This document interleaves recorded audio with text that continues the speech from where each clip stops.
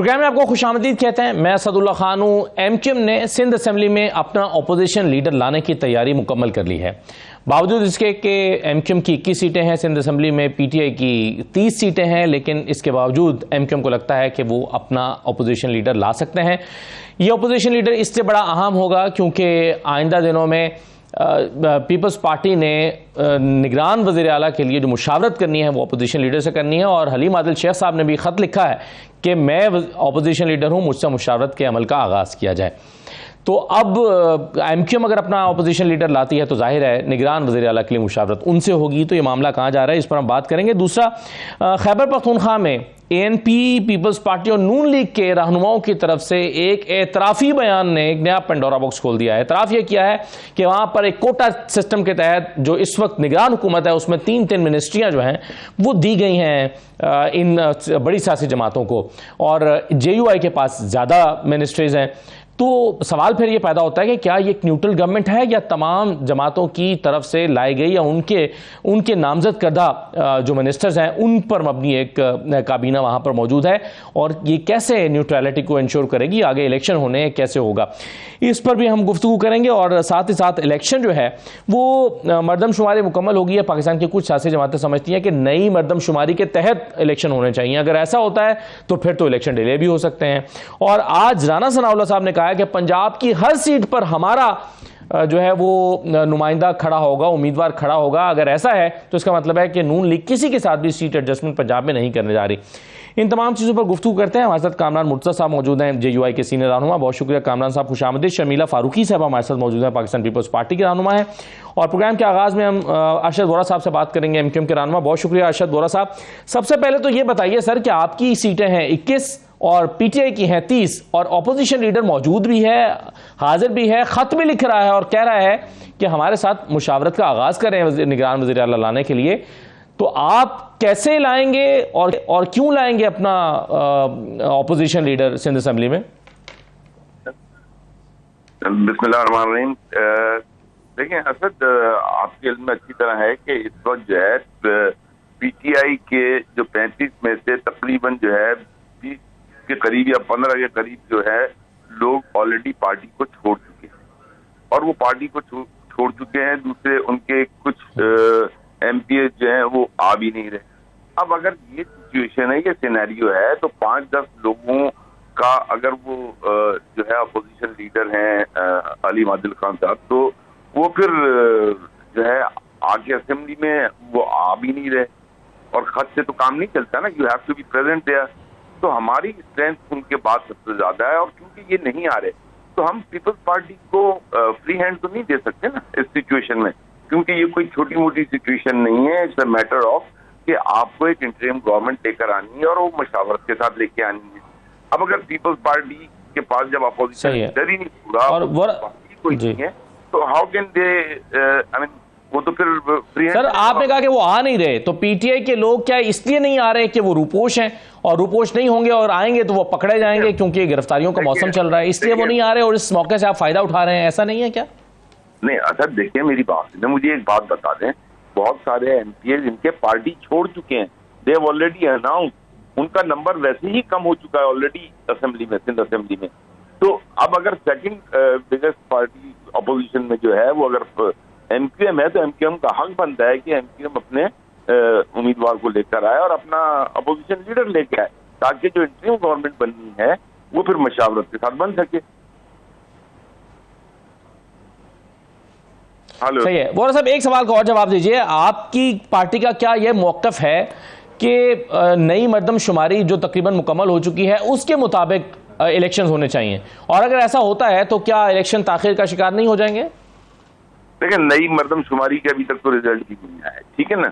नई मरदमशुमारी के रिजल्ट आने में टाइम लगेगा। मैं ये समझता हूँ कि नई मरदमशुमारी के बजाय, मेरी जाती राय है कि इलेक्शन को डिले किए बगैर अपने वक्त पर इलेक्शन होने चाहिए, और जो पिछली मरदमशुमारी थी उसी पे होने चाहिए। अगर आप नई, अब ये इलेक्शन कमीशन का फैसला है, वो क्या चाहते हैं, वो क्या करना चाहते हैं, क्योंकि इस मरदमशुमारी के रिजल्ट को आने में अभी कम अज कम जो है ना 1-1.5-2 माह लगेंगे। फिर उसकी बेस पर जो है वो कॉन्स्टिट्यूएंसीज बनेंगी, उसकी बेस पर जो है वो अगर इलेक्शन करने गए तो फिर then I think it is going to be delayed more and more, जो कि आवाम नहीं चाहती, और आवाम चाहती है एक स्टेबल परमानेंट गवर्नमेंट आए जो नेक्स्ट 5 ईयर के लिए अपनी पॉलिसी लेकर आए, उस पॉलिसी की बेस पर, अपने मैनिफेस्टो की बेस पर इलेक्शन लड़ें, इलेक्शन जीतें, और आगे मुल्क को, जिस तरह मुल्क इस वक्त मुआशी हालात का शिकार है, जिन मुआशी हालात का मुल्क इस वक्त शिकार है, मैं ये समझता हूँ कि इंटरनेशनल डोनर इसको भी यही कॉन्फिडेंस चाहिए कि एक लॉन्ग टर्म हुकूमत हो जो अपनी पॉलिसी को वाज़ेह करके और इस मुल्क को तरक्की की राह पर गामजन करे। सही है। तो आप समझते हैं कि इलेक्शन वक्त पर होने चाहिए, चाहे पिछली मरदमशुमारी ही के मुताबिक क्यों ना हो, लेकिन डिले नहीं होने चाहिए। बिल्कुल सही है। शर्मिला फारूकी साहिबा, ये जो मामला है ऑपोजिशन लीडर का या निगरान सेटअप आना है आइंदा दिनों में, इसमें हलीम आदिल शेख साहब ने ख़त भी लिखा है वज़ीर आला को कि जनाब हमसे मुशावरत का आगाज़ करें, मैं हूँ अपोजिशन लीडर। आप क्या अपोजिशन लीडर जो मौजूदा हैं उनसे मुशावरत का आगाज़ करेंगे या इंतज़ार करेंगे कि नया वज़ीर आला, नया अपोजिशन लीडर आए MQM का और उसके साथ फिर मुशावरत का आगाज़ किया जाए? शुक्रिया असदुल्ला साहब। बात यह है कि इसमें कोई दो राय नहीं है कि हलीम आदिल शेख अपोजिशन लीडर थे और हैं, लेकिन ये वो अपोजिशन लीडर हैं जो एक तवील अरसे से गायब हैं।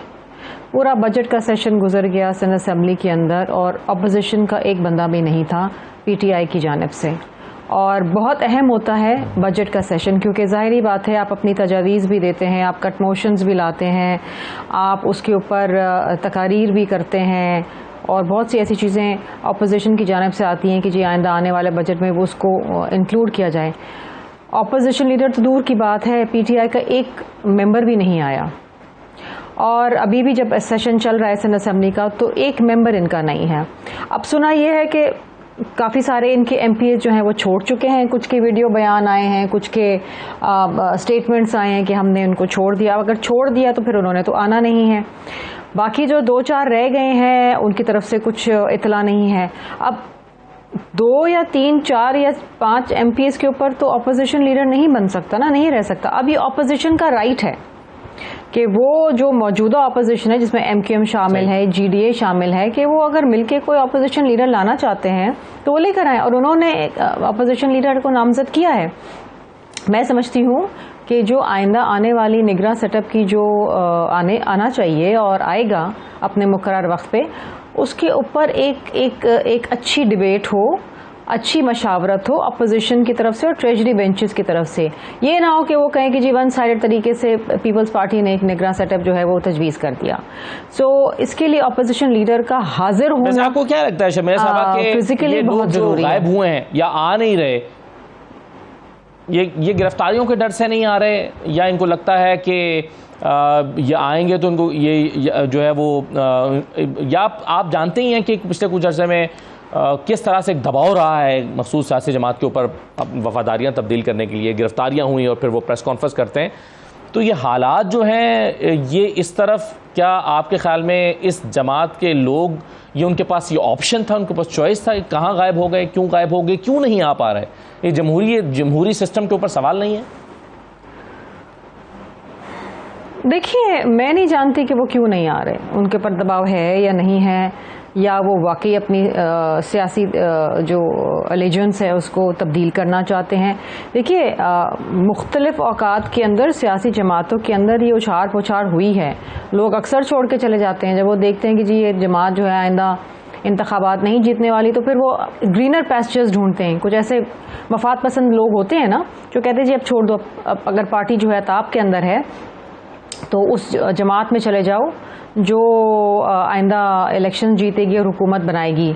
सो मुझे नहीं पता कि इन लोगों के अंदर क्या है। देखिए, हमने भी जेलें काटी हैं, हमारी जमात पे भी अताब आया, लेकिन हमने कभी अपनी लॉयल्टी चेंज नहीं करी, हमने जेलें काटी। ये तो 2-2, 4-4 दिन जेल काट के आए हैं, कुछ तो ऐसे हैं जो 2-2.5 दिन जेल काट के आए। यहाँ तो अगर अपोजिशन लीडर का इंतखाब होना है तो पीटीआई के सारे लोगों को वहाँ मौजूद होना चाहिए, अपनी प्रेजेंस शो करनी चाहिए, चाहे गिरफ्तारी क्यों ना कर लिया जाए। ये बात बिल्कुल ठीक है। देखिए, नहीं, पीटीआई की देखिए अक्सरियत, अगर अपोजिशन लीडर आपका है तो आपकी अक्सरियत होनी चाहिए ना।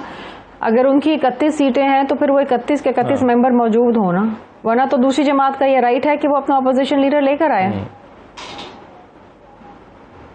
सही है, बिल्कुल ठीक है। चलिए, मैं एक और मामला है कामरान मुर्तज़ा साहब, और वो ये है कि जो खैबर पख्तूनख्वा की बड़ी सियासी जमातें हैं, या नून लीग है, पीपल्स पार्टी है, ANP है, ये सब कह रहे हैं और एतराफ़ कर रहे हैं कि हमारे लोगों एक कोटे के तहत वजीर लगाए, लेकिन शिकायत उनको ये है कि JUI ने ज़्यादा वजीर लगा लिए हैं। नहीं, हमारा तो एक वजीर भी नहीं है। गवर्नर जो है ना वो ठीक है, वो गवर्नर की बात बनती थी। गवर्नर गुलाम अली साहब हमारे हैं, वो साथी हैं, सेनेटर भी रहे हैं और हमारे साथी भी हैं। मेरे इल्म के मुताबिक तो हमारा कोई एक वजीर भी नहीं है और वो बनता भी नहीं है, चूंकि केयर टेकर सेटअप था, तो आपकी कोटे वाली बात भी नहीं है। मैं तो किसी ऐसे दोस्त को नहीं जानता गुलाम अली साहब गवर्नर के अलावा जो हमारा साथी हो और वो उन मिनिस्ट्रियों में हो। नहीं तो कामरान साहब, दो अब सवाल आपके इस बात से आते हैं सामने। एक तो ये है कि जो आपके साथ बाकी सियासी जमातें हैं वो कह रही हैं, वो इतराफ़ कर रही हैं कि हमारा है, और दूसरा एतराज़ ये कर रही हैं कि JUI के ज़्यादा हैं, आप कह रहे हैं हमारा नहीं है। तो लेकिन आपको एतराज़ इस बात पर नहीं है कि ये निगरान सेटअप में बाकी जमातों के 3 वजीर क्यों बैठे हुए हैं? आपको एतराज़ नहीं है इस बात? मेरे इल्म के मुताबिक नहीं ऐसी बात कि कोई किसी का कोई एक्टिव मेंबर जो है ना, वो देखिए एफिलिएशन हो सकती है। ये हो सकता है कि कोई JUI को वोट करता हो, कोई ANP को वोट करता हो, कोई पाकिस्तान पीपल्स पार्टी को वोट करता हो। ये तो मुमकिन है और ये तो होना भी चाहिए, क्योंकि ये उसकी ड्यूटी है कि उसने किसी न किसी को वोट करना है। तो इस हवाले से शायद कोई दोस्त ये समझ रहा हो कि ये हमारे वजीर है, मगर एटलीस्ट जो ना हमारा आप देख लीजिए कि कोई भी एक्टिव मेंबर जो है वो वजीर नहीं है। गवर्नर जो है वो प्रोरोगेटिव था प्राइम मिनिस्टर का, वो उन्होंने एक जो तरीकाकार है दस्तूर के मुताबिक वो नाम किया गुलाम अली साहब का। इसके अलावा अगर कोई हमारा वजीर है तो ये नाम बता दे, मैं आपको बता दूंगा कि वो जो ना कोई हमारा कोई एक्टिव मेंबर रहा है या नहीं रहा है, मेरे इल्म में नहीं है। अगर इनके वजीर हैं तो फिर ये बेहतर जानते हैं, मगर हमारा कोई वजीर नहीं। सही है, चलिए इस पर शमीला साहबा की राय भी लेते हैं। लेकिन अरशद वोरा साहब, ये शफाफियत पर पहले से ये सवाल नहीं उठा रहे, अगरचे आपकी पार्टी उस तरह से खैबर पख्तूनख्वा में एक्टिव नहीं है, लेकिन फिर भी एज अ पॉलिटिकल पार्टी बहुत सारे सवाल मुख्तलिफ सूबों में उठ रहे हैं। तो खैबर पख्तूनख्वा, पंजाब में पहले ही तहरीक इंसाफ का ये इल्ज़ाम रहा है कि पंजाब में जो हुकूमत है, निगरान हुकूमत, वो न्यूट्रल नहीं है। अब खैबर पख्तूनख्वा में खुद जमातों का इतराफ़ कर लेना, तो इस पर बतौर सियासी जमात आपको हैरत नहीं हो रही? देखिए, रिकमेंडेशंस होती हैं असद, आपको भी पता है कि रिकमेंडेशंस होती हैं, डिस्कस किए जाते हैं, नाम आते हैं, and then you discuss it and finalise it. कोई पॉलिटिकली एफिलिएटेड, सीरियसली एफिलिएटेड, जैसे अभी कामरान मुर्तज़ा साहब ने कहा कि हमारा वोटर हो सकता है, हमारे से एफिलिएशन थोड़ी बहुत हो सकती है, but it does not mean sir voter होने में और अपना वजीर होने में तो फर्क है ना। असद देखिए, बात यह है कि it has to be with the mutual understanding of the opposition and the ruling party, ठीक है ना। अब जाहिर सी बात है कि जो लोग भी डिस्कस होकर आएंगे वो किसी न किसी तरीके से, मैं ये समझता हूँ कि मतलब ये कि उनकी न्यूट्रलिटी बरकरार रहनी चाहिए। They have to be neutral, ताकि और अभी जो सिंध में निगरान सेटअप आएगा उसमें आपके रिकमेंडेड होंगे लोग कैबिनेट में, आपकी तरफ से आएंगे कि 6 पीपल्स पार्टी लगा ले, 6 हम लगा लेते हैं, या वो कहेंगे जी हम बड़ी जमात है, हम 8 लगाएंगे, आप 4 लगा लीजिए? नहीं, ऐसा नहीं है, ऐसा बिल्कुल भी नहीं है और ऐसा होगा भी नहीं। ये तो देखें, जो निगरान हुकूमत का काम है, उनके they can't make any major decisions. उनका असल काम जो है वो, उनका काम ये है कि they have to transform the government to the newly elected government. तो ये एक टेम्पररी सेटअप है और इस टेम्पररी सेटअप में जो है वो हमेशा का तरीकाकार यही रहा है कि रिकमेंडेशंस जो हैं उनको एक्सेप्ट किया जाता है, उन पे सबका एग्रीमेंट होना चाहिए। अगर पीपल्स पार्टी किसी को गलत लगाएगी तो हम शोर करेंगे, डेफिनेटली हम अपोजिशन में, ये हमारा काम है। उसके बाद फिर इलेक्शन कमीशन की जिम्मेदारी हो जाती है। अगर we are not agreeing to anything then election commission comes up, और इलेक्शन कमीशन जो है वो फिर अपने तय किसी को भी लगाता है। ठीक है, तो ये तो लिखी हुई बात है, इसमें कोई इफ्स और बट्स नहीं है। ठीक है, चलिए बहुत शुक्रिया अशरफ वोरा साहब। एक छोड़ लेते हैं ब्रेक के बाद। ये सवाल मैं पहले रखता हूं शर्मिला साहबा के सामने और फिर एक और मामला है। अहमद वली साहब ने एक और इंकशाफ किया है। वो कह रहे हैं जी गवर्नर जो खैबर पख्तूनख्वा में आज सारे मसाइल का बाइस बना हुआ है, ये गवर्नर तो हमारा लगना था, जरदारी साहब ने हमसे कमिट किया था, जरदारी साहब ने कहा कि आप लगाइए, लेकिन फिर हमारे घर आ गए मौलाना, हम उनकी बात मान गए और आज हम पछता रहे हैं। तो जरदारी साहब जो हैं वो ANP से उनके बकौल नाराज हैं कि आपने मौलाना का गवर्नर क्यों लगने दिया है। इस पर भी बात करते हैं, ब्रेक के बाद वापस आते हैं।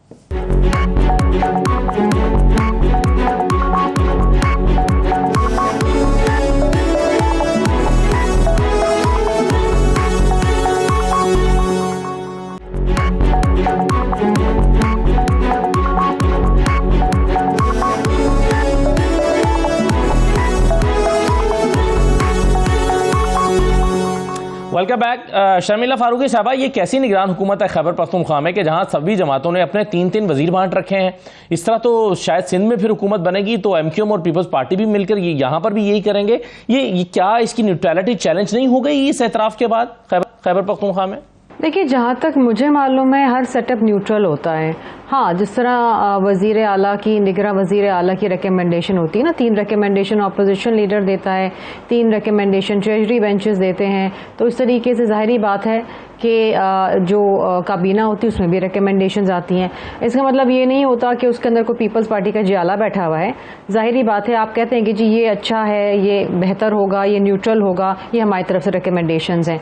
तो ये कहना कि जी 3 पीपल्स पार्टी के मिनिस्टर्स हैं, ये गलत बात है।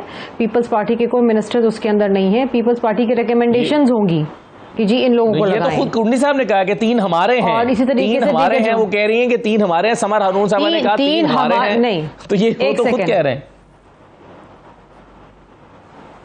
देखिए, कुंडी साहब ने ये नहीं कहा कि 3 पीपल्स पार्टी के जियाले बैठे हैं। उन्होंने कहा 3 हमारे हैं, कि 3 हमारे रिकमेंडेशंस के हैं, 3 JUI के रिकमेंडेशंस के होंगे, 3 किसी और के रिकमेंडेशंस के होंगे, ANP के होंगे। इस तरह के रिकमेंडेशंस तो आती क्यों हैं है? ये रिकमेंडेशंस पर भी क्यों मिनिस्टर वजीर आला के लिए? देखे ना, कानून में तो सिर्फ शर्मिला साहबा ये है कि वजीर आला के लिए चीफ मिनिस्टर ने ऑपोजिशन लीडर के साथ मुशावरत करके लगाना है, बस। मैं जवाब दूं, फिर वो अपनी कैबिनेट खुद लगाएगा। मैं आपसे जी, आप गेस्ट को तो बात करने दें। मैं आपका सवाल समझ गई हूँ ना, मुझे जवाब तो देने दें। टाइम आपके पास वैसे ही कम होता है। बात यह है कि जब आप बैठते हैं और आप कहते हैं कि एक न्यूट्रल सेटअप आना चाहिए, और जब आप chief executive of the province को आप कहते हैं कि जी 3 मेरे रिकमेंडेशंस हैं, 3 आपके रिकमेंडेशन, फिर उसमें से एक पे फैसला होता है। इसी तरीके से काबीना के बाद डिस्कशन तो होती है ना कि ये डिस्कशन है जी ये बेहतर होंगे। जो वजीर आला जो आएगा वो अपनी एक रिकमेंडेशन देगा। इसी तरीके रिकमेंडेशन से आते हैं। इसका मतलब ये नहीं है कि कोई जियाला बैठा है या वहां पर कोई कुंडी साहब का कोई रिश्तेदार आके बैठ गया है तो जी वो पक्का पीपल्स पार्टी का है, या वो ANP का कोई समर का रिश्तेदार आके बैठ गया है वो ANP का है। तो देखिए आप, एंड एक चीज आपको भी मालूम है, मुझे भी मालूम, हर किसी को मालूम है, पाकिस्तान में हर शख्स लिटरली इज पॉलिटिकल।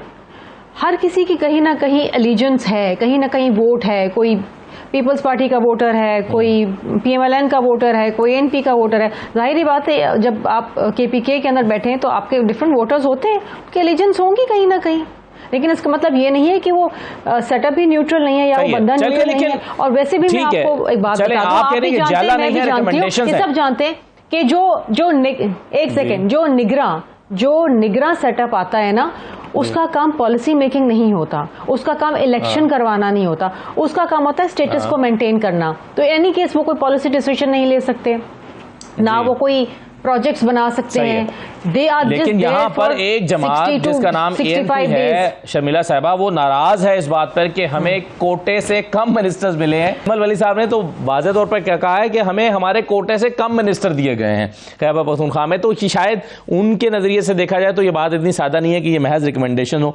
एनीवे, एक और मामला है जिस पर मैं चाह रहा हूँ कि कामरान मुर्जा साहब आप जरा अपनी राय का इजहार कीजिए। कहते हैं जरदारी साहब नाराज हैं कि आप क्यों माने, जब हम ये तय हो गया था कि आपका गवर्नर लगाया जाएगा तो आप क्यों माने और आपने क्यों मौलाना को गवर्नर लगाने दिया? कोई फॉर्मूला बना था सर गवर्नर लगाने के लिए JUI, पीपल्स पार्टी, ANP के दरमियान? क्या हुआ था ये उस वक्त?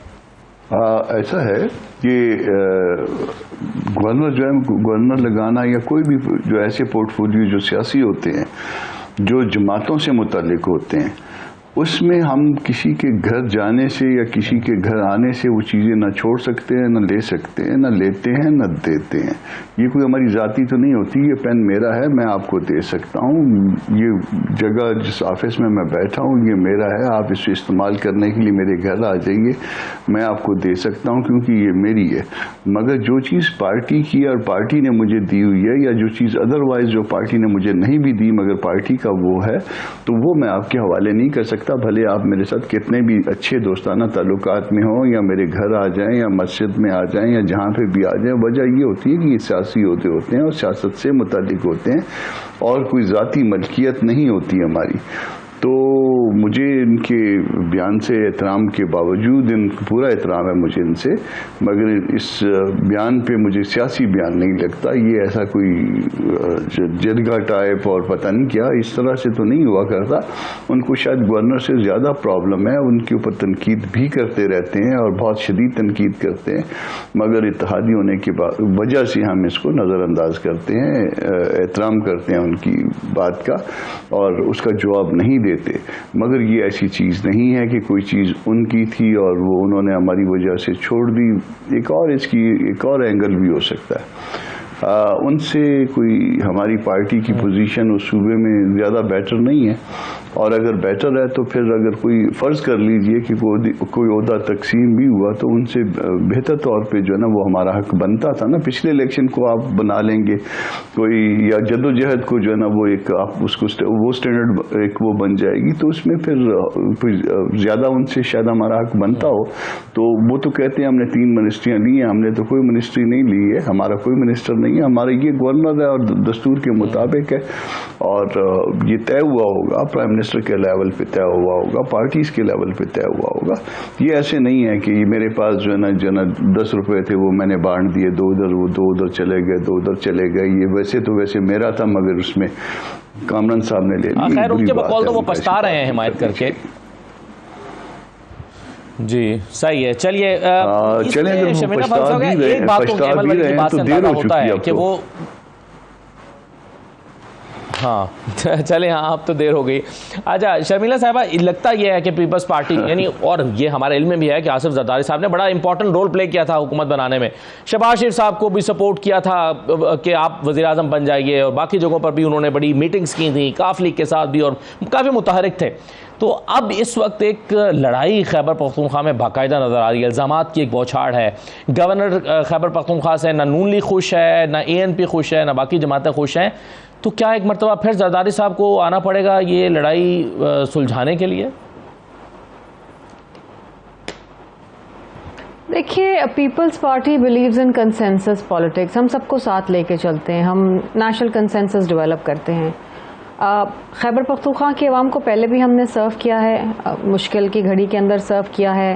खैबर पख्तूनख्वा को आपको याद होगा जब सदर जरदारी साहब प्रेसिडेंट थे पाकिस्तान के, तो खैबर पख्तूनख्वा को उसका नाम दिया, और ये उनकी एक बहुत दरीना ख्वाहिश थी। तो हमने कोशिश हमेशा की है कि हम वहाँ के लोगों को सर्व करें। अगर PMLN और ANP में अगर ऐसे कोई इश्यूज़ हैं तो या तो वो खुद सॉल्व कर लें, और अगर वो समझते हैं कि उनको जरदारी साहब की मदद की और सियासी बसीरत की ज़रूरत है तो सौ बिस्मिल्लाह। सदर साहब हमेशा उनकी कोशिश यही होती है कि अफ़ाम व तफ़हीम से मामला तय हो जाएं। वो मफ़ाहमत की बात करते हैं और मफ़ाहमत की ही सियासत करते हैं। सही है। और जरदारी साहब उस वक्त जो है वो आपके इल्म में है क्या कि वो चाहते थे ANP के गवर्नर लगे और JUI का ना लगे, जैसे कि अहमद वली ने दावा किया है? देखिए, सदर साहब की सियासी बसीरत और उनकी सियासी मशावरत को आप चैलेंज नहीं कर सकते। लोग कहने को तो बहुत कुछ कह देते हैं, लेकिन जब मसले पड़ते हैं और जब गुत्थी इतनी ज़्यादा उलझ जाती तो उसको सुलझाने के लिए फिर आखिर में उनको सदर जरदारी साहब ही याद आते हैं। और जिस तरह आपने कहा अपने सवाल में ही, जो कि बिल्कुल दुरुस्त है, कि ये जो वोट ऑफ नो कॉन्फिडेंस आया और पार्लियामान के अंदर ये भी पीपल्स पार्टी की ही सियासी बसीरत थी, PMLN तो नहीं मान रही थी। और फिर जब नया वज़ीर-ए-आज़म बनाया तो भी कह रहे हैं कि मैं इसके हक में नहीं था, ये पीपल्स पार्टी का इनिशिएटिव था। बहुत शुक्रिया शमीला फारूकी साहबा, कामरान मुर्तज़ा साहब प्रोग्राम में शिरकत करें। शुक्रिया। एक नाज़रीन, एक ब्रेक लेते हैं। ब्रेक के बाद इस वक्त एक बहुत बड़ा मसला पाकिस्तान में, पिछले 8 माह से जो सोयाबीन सीड्स हैं उसकी पाकिस्तान में इंपोर्ट नहीं हो पा रही, और 2 बड़ी इंडस्ट्रीज जो हैं इस वक्त तबाही के बिल्कुल धाने पर हैं, और मुर्गी की कीमत लोगों की पहुंच से दूर हो चुकी है, आवाम को सस्ता प्रोटीन नहीं मिल पा रहा है। ये मसला आखिर कैसे सुलझेगा, इस पर बात करते हैं एक ब्रेक के बाद।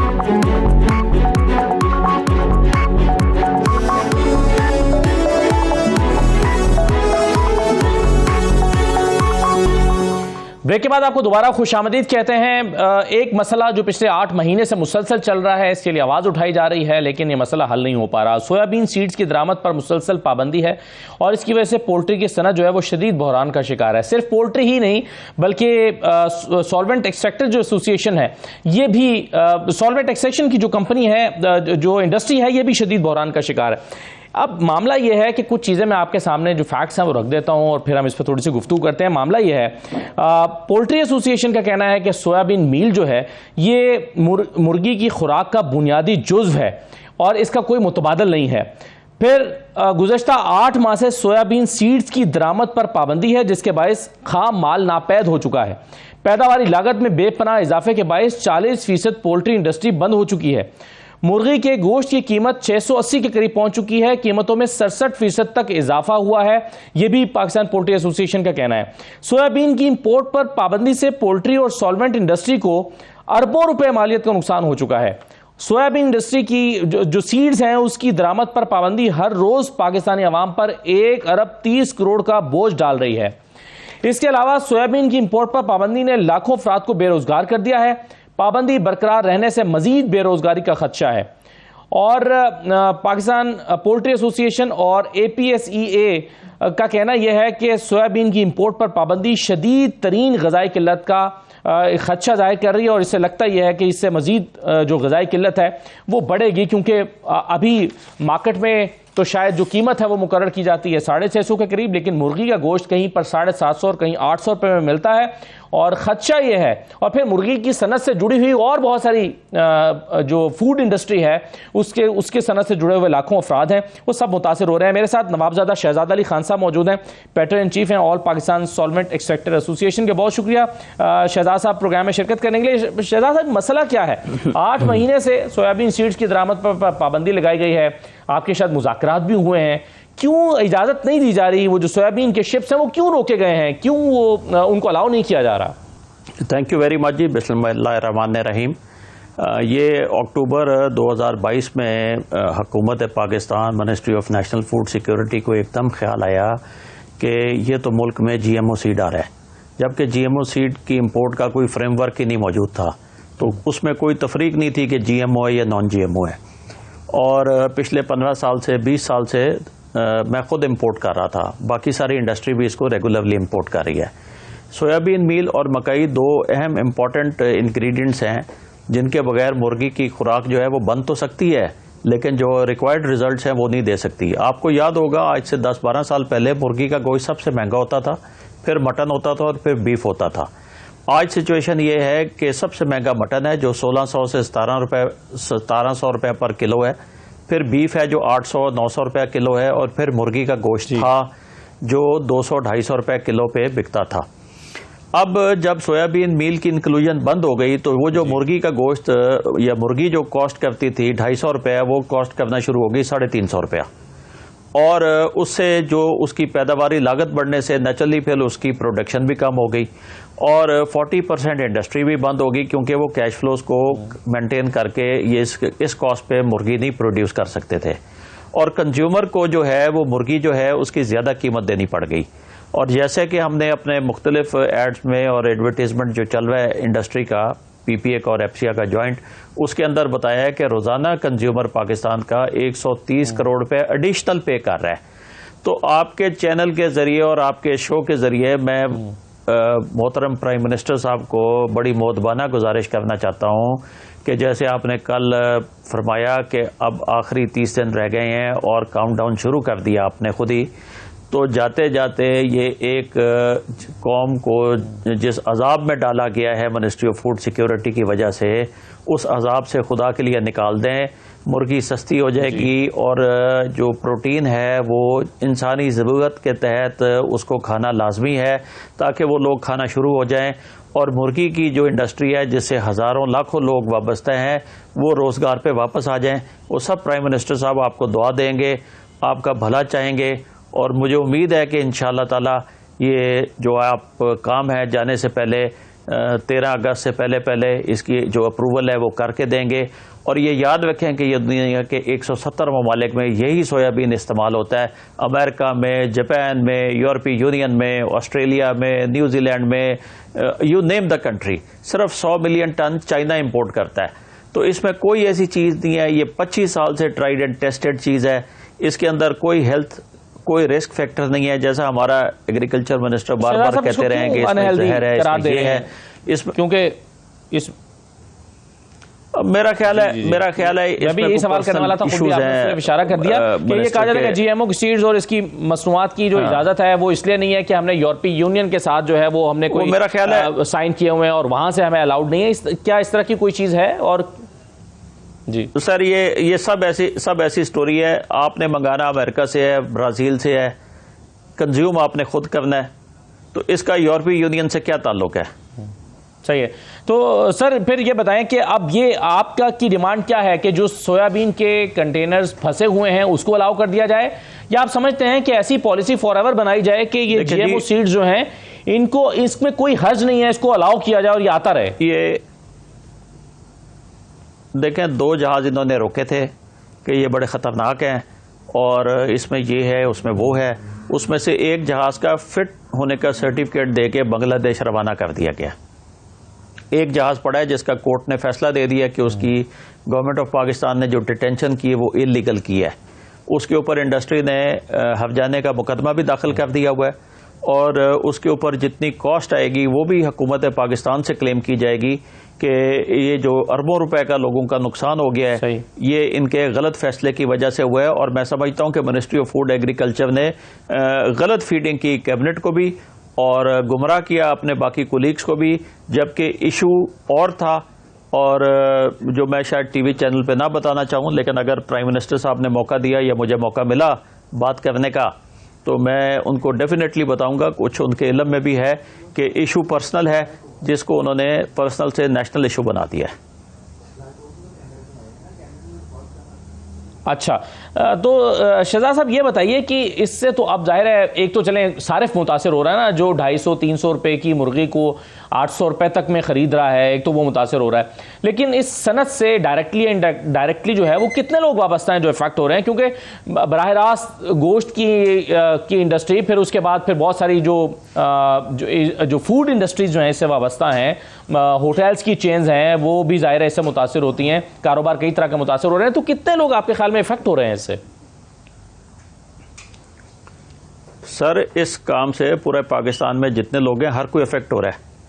3 साल का बच्चे से लेके जब 80 साल का हर आदमी इफेक्ट हुआ है, क्योंकि वो मुर्गी की महंगी कीमत अदा कर रहा है। और जहां तक बात रही एम्प्लॉयमेंट की, तो मैं बताऊं आपको कि पोल्ट्री सेक्टर और हमारा solvent industry, we have the largest employers in this country.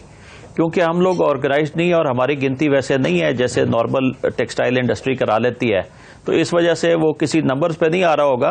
But जो आपकी डेयरी और पोल्ट्री सेक्टर है, ये हाईएस्ट एम्प्लॉयर है इस मुल्क में और उनका रूरल इकोनॉमी में बड़ा मेजर कंट्रीब्यूशन है। और हम इसको सिर्फ मुर्गी देख रहे हैं, जो आपकी कैटल इंडस्ट्री है वो भी बड़ी बुरी तरह अफेक्ट हुई है, क्योंकि जो आपके मिल्क की प्रोडक्शन है वो बैडली अफेक्ट हुई है इस वक्त। जो भैंस आपको 20 लीटर दे रही थी वो शायद 15 लीटर 14 लीटर पे आई हुई है, तो उससे उसकी कॉस्ट भी ज्यादा हो गई है। तो ये इतना सिंपल इशू नहीं है और इसमें कोई इशू भी नहीं है।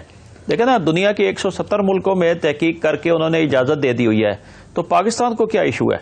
पिछले 4 साल से मिनिस्ट्री ऑफ क्लाइमेट चेंज जो है वो रिक्वेस्ट लेके बैठी हुई है और जो उनके जो लोग हैं, कंसर्न लोग हैं, वो एक पॉइंट निकालते हैं। अब जब ये मसला हुआ अक्टूबर में तो उन्होंने इसको सीरियस एफर्ट दी। उसके ऊपर 2 टेक्निकल कमेटीज बैठी जिसमें 30-30, 40-40 लोग थे फ्रॉम ऑल सेक्टर्स। उन्होंने भी अप्रूव कर दिया कि टेक्निकली ठीक है, आप इसको इंपोर्ट की इजाजत दे दें। उस दोनों कमिटीज की अप्रूवल को भी 3 महीने से ज्यादा हो गया है। हम उस प्रोसेस को फॉलो नहीं कर रहे और हम उन समरीज को लेके बैठे हुए हैं और ये नहीं एहसास कर रहे हैं कि हर रोज जो है वो गरीब आदमी की जेब से, पाकिस्तानी कौम की जेब से 130 करोड़ रुपए on daily basis drain out हो रहा है। जिस दिन हमने ये रियलाइज कर लिया, आप यकीन करें कि रात भी नहीं गुजरेगी और इसकी अप्रूवल देंगे और कहेंगे कि इसको as early as possible import किया जाए ताकि बैक टू नॉर्मल बिजनेस हो सके। शहजाद साहब, ये एक तरफ आप कह रहे हैं कि 170 ममालिक इसको इस्तेमाल कर रहे हैं, जाहिर है उन ममालिक में वो ममालिक में है जिनका पूरा रिसर्च एंड डेवलपमेंट का पूरा सिस्टम है और वो अनहेल्दी चीज़ को तो अलाउ कर ही नहीं सकते। और फिर पाकिस्तान में आप कह रहे हैं कि कमेटियां बनी और उन कमेटियों ने भी अप्रूवल दे दी, तो फिर रुकावट कहाँ पर आकर खड़ी है? कौन सी जगह है जहाँ रुकावट है? क्या मिनिस्ट्री ऑफ फूड सिक्योरिटी की तरफ से इशू है या क्या मसला है? मेरा नहीं ख्याल इस वक्त मिनिस्ट्री ऑफ फूड सिक्योरिटी की बजाय मिनिस्ट्री ऑफ क्लाइमेट चेंज में इशू है, क्योंकि वहां पे ये उनका सब्जेक्ट है, मिनिस्ट्री ऑफ फूड सिक्योरिटी का नहीं है। और मिनिस्ट्री ऑफ फूड सिक्योरिटी ने भी जो अपने कमेंट्स दिए मिनिस्ट्री ऑफ क्लाइमेट चेंज को, उसमें उन्होंने लिखा है कि इसकी स्वीट की इजाजत दी जाए, बल्कि उन्होंने ये भी लिखा है कि इसको पाकिस्तान ग्रो करने की भी इजाजत दी जाए, कि इसकी डोमेस्टिक प्रोडक्शन भी की जाए। और आप ये देखें कि इसको एफटीए ने अप्रूव किया हुआ है, जो यूएस का सबसे दुनिया का रेप्यूटेबल इदारा है। और एफटीए ऐसी किसी चीज को अप्रूव नहीं करता। दुनिया में 400 मिलियन टन सोयाबीन सालाना प्रोड्यूस होता है। 100 मिलियन टन मैंने आपको गुजारिश की कि सिर्फ चाइना लेके जाता है। अगर कोई ऐसी चीज इसमें होती, हमारे पास तो सिर्फ 2 से 2.5 मिलियन टन आता है। और आपको दूसरी बात बताऊं कि बांग्लादेश के भी सेम लॉज हैं जो पाकिस्तान के हैं। और आप गूगल करके देखें कि बांग्लादेश 3.5 मिलियन टन सोयाबीन हर साल इंपोर्ट करता है। तो हमारे पता नहीं लॉज में प्रॉब्लम है या उनकी इंप्लीमेंटेशन में प्रॉब्लम है, या सर आज अगर ये मसला हल हो जाता है जो शहजाद साहब जी, आपने वजीर आजम से दरख्वास्त की है और वज़ीर आज़म जो है वो अगर इस दरख्वास्त पर गौर करते हैं, उनके पास जैसे कि आपने कहा कि 30 दिन रह गए हैं, अगर वो इस मसले को हल करते हैं, बैक टू नॉर्मल होने में कितना टाइम लगेगा इंडस्ट्री को? देखें सर, पाकिस्तान ने अपनी क्रेडिबिलिटी बड़ी बुरी तरह डैमेज कर ली है। और अगर हम समझें कि दुनिया की ट्रेड पाकिस्तान की ट्रेड के ऊपर डिपेंडेंट थी, तो मैंने जैसे आपको गुजारिश किया कि हम 2 से 2.5 मिलियन टन इंपोर्ट करने वाले हैं और दुनिया में 400 मिलियन टन ट्रेड होता है। तो पाकिस्तान की कोई ऐसी सब्सटेंशियल पोजीशन नहीं है इस ग्लोबल ट्रेड के अंदर। तो हमें जाके बहुत मुश्किल से अपना कॉन्फिडेंस लेवल रिस्टोर करना होगा। पाकिस्तान से एलसीज का भी प्रॉब्लम है। तो बट मुझे उम्मीद है कि इंशाल्लाह 3 महीनों में चीज़ें बैक टू नॉर्मल हो जाएंगी, क्योंकि दोबारा एक दफ़ा रिस्टोर करने पड़ेंगे कनेक्शंस को, बिजनेस रिलेशंस को, उसके बाद एलसीज खोलेंगे, फिर वहाँ से फिजिकल शिपमेंट्स होगी। तो 3-1 महीने लग जाएंगे, लेकिन इंशाल्लाह ताला 3 महीनों में आप जैसे ही जिस दिन भी इसकी इजाज़त हुई, उसके गिन के 90 डेज बाद आपको महसूस होगा कि चिकन की कीमत जो है उसमें ड्रास्टिक जो है प्राइसेस कट डाउन हुई है।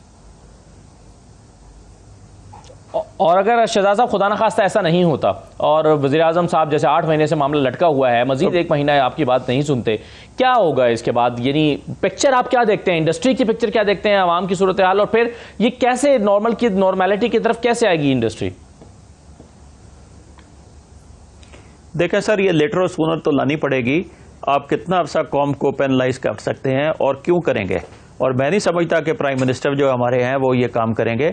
प्राइम मिनिस्टर को बहुत ज़्यादा एहसास है कौम का, और देखें उन्होंने कितनी एफर्ट की है IMF के प्रोग्राम के लिए, पाकिस्तान को बैंकरप्सी से बचाया। प्रॉबेबली उनके पास ज़्यादा इंपॉर्टेंट इश्यूज थे, लेकिन आपके चैनल के ज़रिए और बाकी मीडिया के ज़रिए जब हम उनकी तवज्जो इस तरफ दिलवाएंगे, तो मुझे बिल्कुल आई एम वेरी होपफुल कि इंशाल्लाह ताला ये हुकूमत अपने टाइम ख़त्म करने से पहले इसकी अप्रूवल कर जाएगी और उसके साथ ही ये प्रोसेस स्टार्ट हो जाएगा इसकी इंपोर्ट का। क्या शहजाद साहब इस इंडस्ट्री के लिए कोई बैकअप मौजूद है इन केस के ये नहीं होता, जिस तरह से पिछले 8 महीने से नहीं हो पा रहा? क्या कोई बी प्लान या कोई दूसरा रास्ता मौजूद है? जी बिल्कुल है। बी प्लान पे हम लोग चल रहे हैं। हमारी इंडस्ट्रीज जो हैं वो कनोला सीड इंपोर्ट कर रही हैं और कनोला सीड पे हम लोग चल रहे हैं। मसला हमारी वायबिलिटी या हमारी फैक्ट्रियों के चलने का नहीं है, मसला है पाकिस्तान की कौम का। पाकिस्तान की कौम ने कॉस्ट बढ़ किस जाती तरह है। अपनी प्रोटीन रिक्वायरमेंट्स पूरी करनी है जी। जब आपकी प्रोटीन रिक्वायरमेंट्स नहीं पूरी होंगी तो अंडर न्यूट्रिशन होंगे आप लोग, आपके बच्चों के दिमाग वैसे ग्रो नहीं कर सकेंगे और इसके बहुत लॉन्ग लास्टिंग इफेक्ट्स हैं। तो ये सारी चीजें सामने रख के मुर्गी महंगी रहेगी तो नेचुरली जब 40% इंडस्ट्री बंद होगी तो हमारा भी 40% बिजनेस लॉस होगा, लेकिन हम उसको एडजस्ट कर सकते हैं। देखिए 6 महीने 1 साल इंडस्ट्री को सस्टेन करना कारोबार है, लॉसेज आ जाते हैं, लेकिन पूरी कौम को पेनलाइज करना और फॉर व्हाट? या तो उसके लिए कोई बड़ा मंतक हो ना जिसमें या तो हमें बुला के समझा दें कि भाई इसमें ये प्रॉब्लम है और ये नहीं हो सकता, कौम को बता दें कि इसमें ये प्रॉब्लम है।